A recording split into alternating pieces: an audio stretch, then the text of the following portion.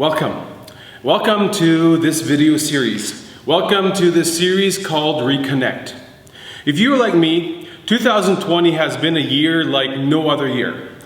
2020 has been a year of upheaval and disconnection.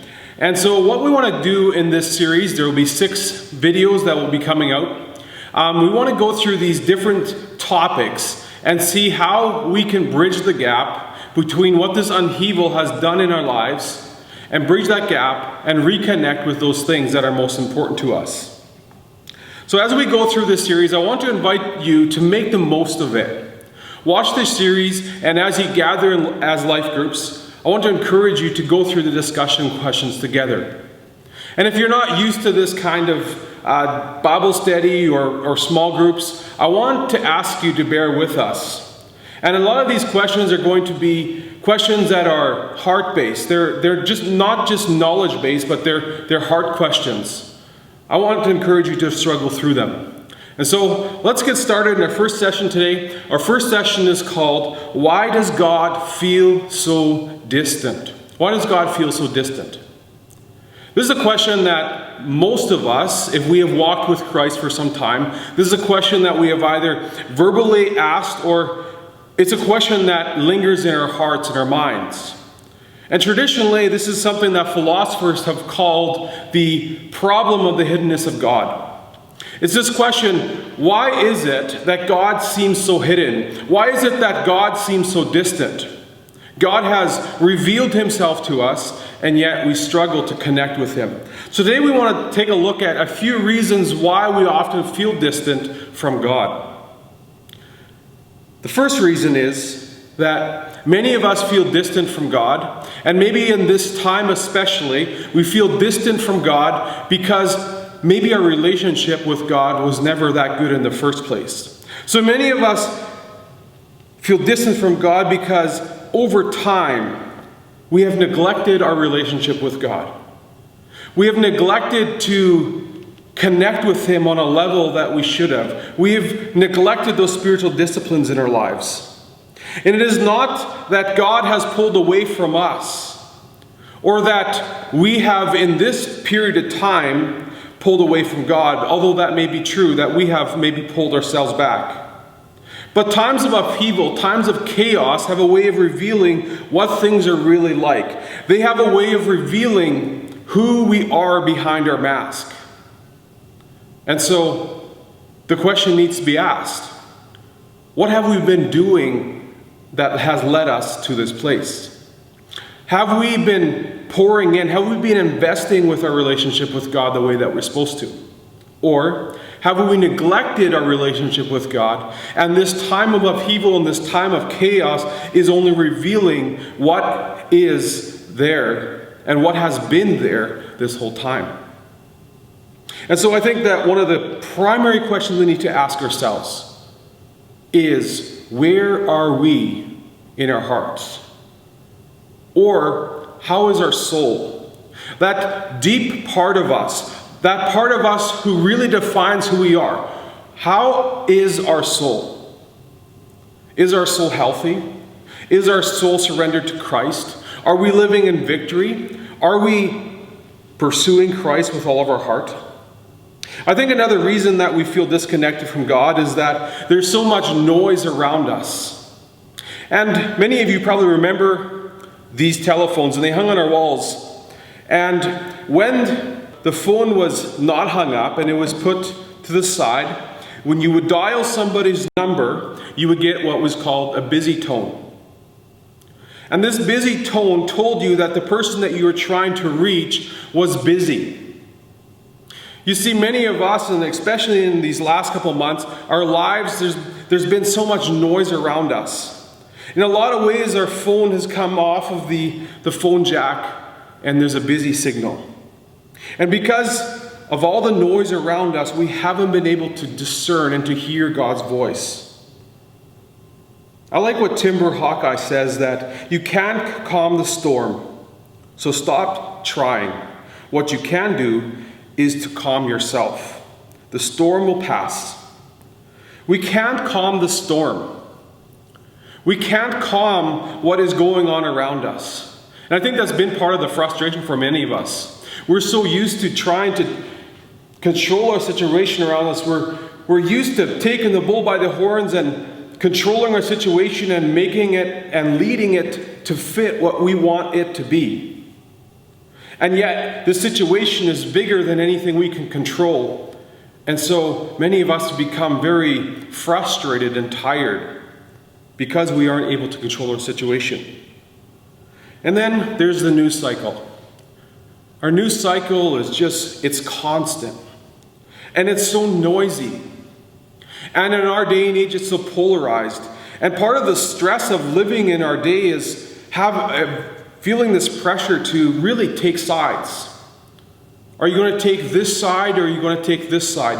And there seems to be so little room in the middle to process these events and these ideas from a more reasonable position. And this polarized news cycle is so noisy. And this noise is often what's keeping us from being able to hear from God and to connect to God.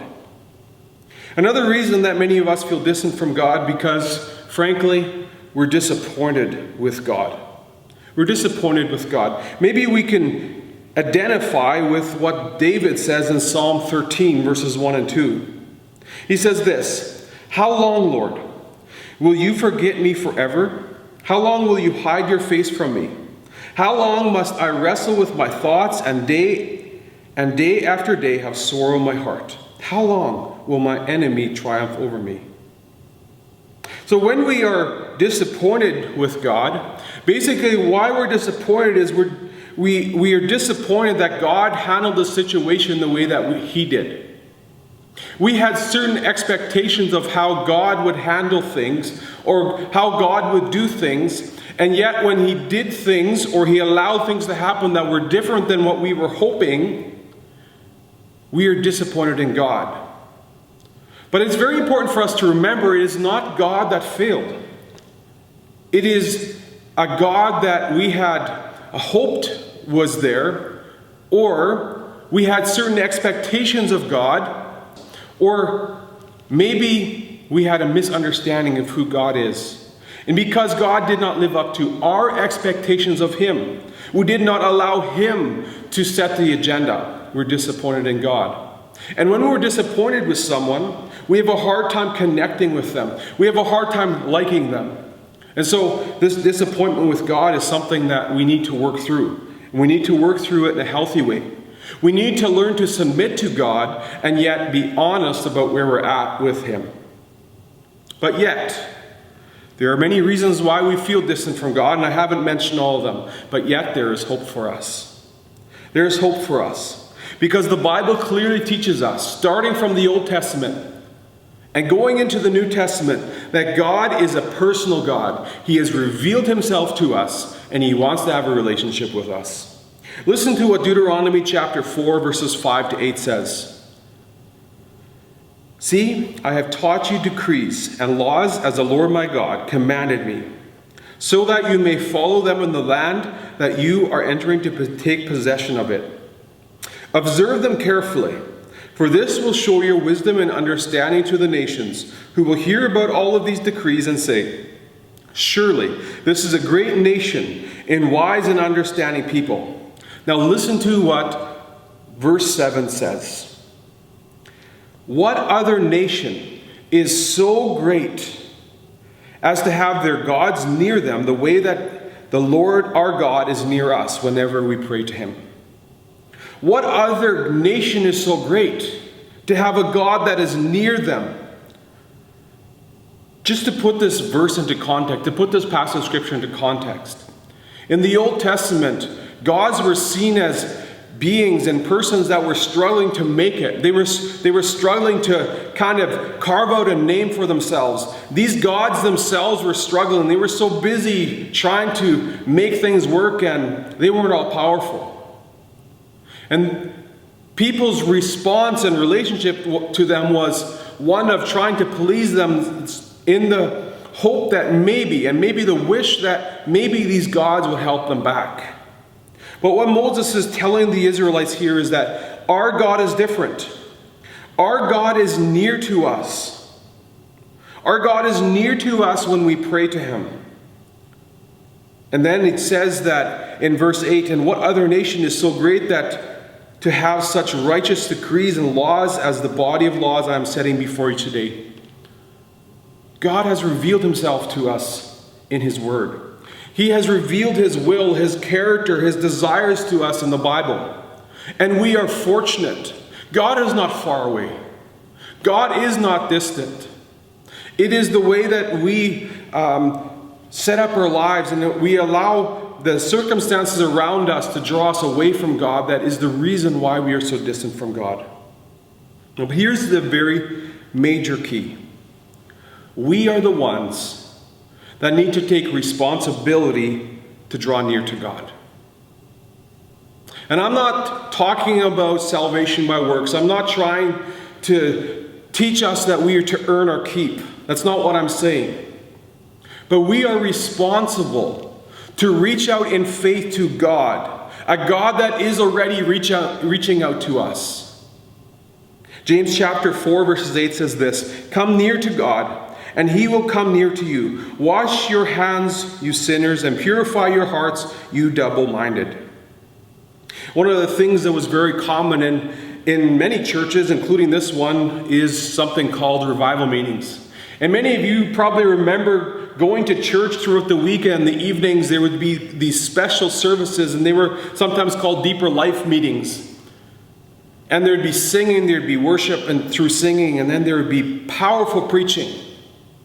And the preaching in these deeper life meetings wasn't new information. It wasn't to teach people all this new insight about what the Bible taught. The message was usually pretty simple. Come back to God. We called them revival meetings because we were hoping that God would work in us a revived desire to pursue God. We had a desire to see God move among us, that we would be awakened in our love for him and our devotion to him.